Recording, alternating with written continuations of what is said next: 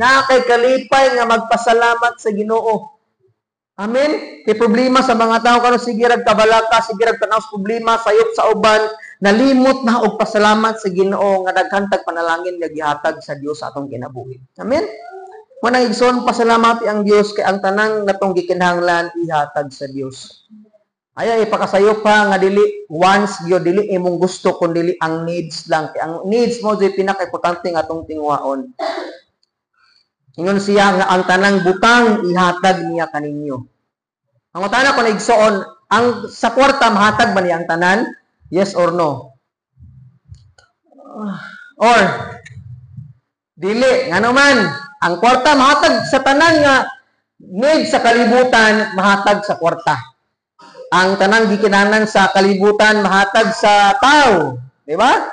Pero ang kinabuhing walay katapusan, walay tawo, walay kwarta nga makahatag niini nato kundi si Lord lang. Amen.